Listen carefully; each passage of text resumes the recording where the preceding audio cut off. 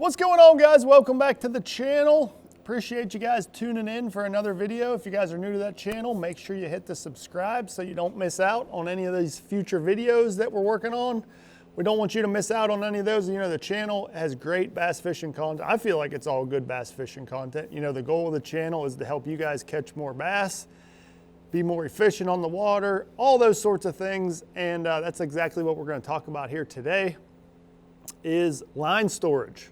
You know, that's something that it's kind of a daunting task, to be honest. You know, line is super important.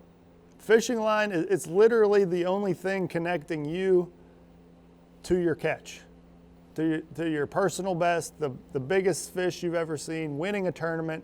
The only thing in between you and that fish is line, fishing line. And making sure you use high quality line, super important, but making sure that you store it properly to ensure that it doesn't rot, break down, anything like that, super important. So we're gonna walk you through my setup, how I like to store my fishing line, and make sure that you keep everything in tip-top shape, organized, nice and neat, and in turn, it'll help you catch some more bass.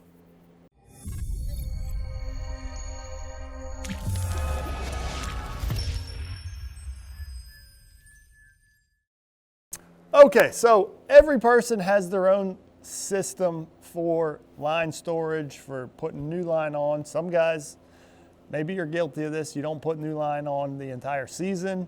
For me, I'm probably the opposite of that. I put new line on very regularly, especially my fluorocarbon line on rods and reels that I use heavily. You know, obviously, so maybe not obviously, a spinning rod technique, I'm more often than not using a braided line to a fluorocarbon leader. So I'm not really changing out that braided line very much, but I'm changing out that fluorocarbon leader probably almost every time I go out, you know, every time I re-rig or go out for a new day on the water, I'm changing that fluorocarbon leader on there. For me, I like to store that line in this little pack from Seaguar. So for me, I like to use Seaguar line, but this is a nice little leader spool holder that allows you to keep all your lines nice and neat, kind of protected in one container, whatever you want to call this little spool holder. But you can fit your up to 200 yard spools in there, your standard lines. I got an 8, a 10, and a 12 in here. Those are the three sizes I use the most for my leader line. But this guy lives in my tackle compartment. It stays with my terminal tackle. He's always right there, readily available. You know, I can just pull the line out as I need it. It stays nice and neat, tucked in there, protected. It's not bouncing around. And most importantly with fishing line is you want to make sure you keep it out of the direct sunlight. You know, it drives me crazy if I walk up to a boat or, you know, see a random video online and they have spools of line, their leader line, laying out in the middle of the boat. You know, that sun is what breaks down the line. It starts to deteriorate the line. And in turn, it's going to make that line weaker and may or may not cause you to break off fish. So you want to make sure you keep that line protected from the sunlight. That's why I like to keep my line in this container, in my compartment until I need to tie on a leader. Now, we covered the leaders. This is a nice little bag. You know, keep all your leader lines. Now, that doesn't cover everything. So I kind of have a two-pronged approach for the bulk of my fluorocarbon line that I use on all my bait cast reels. You know, crank, you name it, every technique that you need, crankbait all the way through dragging a jig on the bottom, I throw fluorocarbon line. Really the only thing that I don't use fluorocarbon for would be I'd use a braided line for heavy grass situations, maybe a topwater situation, frog fishing, that kind of stuff. That's when I lean towards the braided line. But I'd say 90+% of my reels are gonna have fluorocarbon on them every single time I go out. So I kind of have a two-pronged approach. This bag right here, this is another Seaguar line bag. Just came out with last year. Super awesome, heavy duty. You know, keeps everything nice and organized. I mean, I am impressed with how well thought out this bag is. All the different little compartments. You could store pliers. I mean, this will be an excellent bag, you know, to store tackle in as a co-angler, but it's designed as a line bag.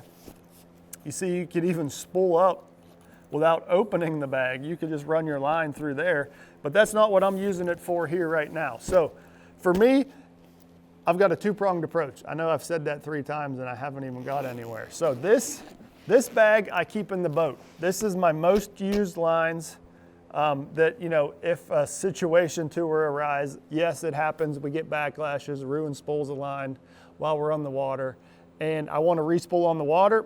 That's what this bag is for. This stays in the boat, and I have all this line readily available.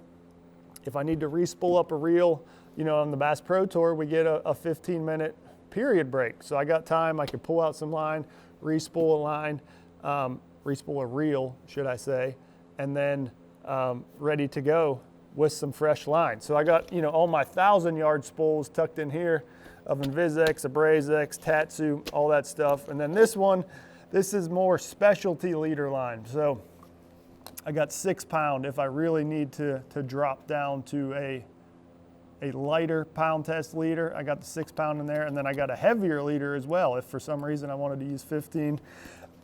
I do have a 15-pound here, but this 200-yard spool I used to spool a bait caster, and there was a little bit line left on there, so rather than throwing it away, I'm saving it for leader line if I ever need to use it.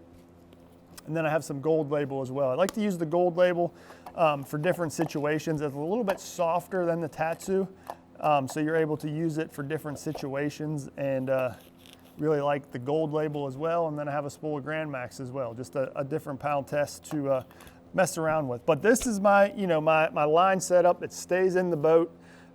This is, I mean, I got 12, 15, 17, and 20 pound in here. That covers a ton of different techniques and a lot of different baits, reels that I may be throwing. So this guy stays in the boat, ready to go. Now, when we go on a long trip for a tournament, I also carry some backup line to the bag. So I carry a few more of the 1,000-yard spools.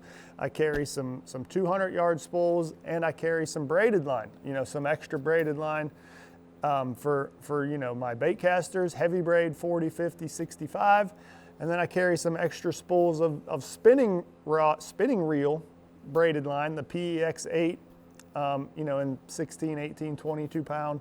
And then the Seaguar Smackdown braid in 15 and 20 pound for my spinning reels, just in case something were to happen with one of the ones I've already spooled up. Then, you know, have an extra spool while I'm at a tournament, at an event. But I keep all those in a separate storage bin that travel with me in the truck. And, you know, this is where, you know, everyone has a different opinion on it about keeping the line in a cooler environment. You know, I think this myth has been disproven that it doesn't really matter what temperature you store your line. The main thing is you want to keep it out of the sun. But I just kind of gotten to the habit that when I, you know, if I'm traveling to a tournament, as soon as I get there, when I'm bringing in my clothes, I bring in my pack of line as well. You know, my storage bin of line, just to bring it in the house, to get it out of the truck, just in case that heat of sitting in the truck does anything, or the cold, you know, depending on what time of year. But I've just always liked to keep it at a stable room temperature as much as I can. So I always end up bringing that bin of line into the house with me, and that way it's there at the tournament if I would need anything else. But that's it, guys. That's my line storage setup. I know it's a lot. I'm curious what you guys do as well, so make sure you drop it in the comments, hit that like, subscribe, all that good stuff, and we'll see you guys next time.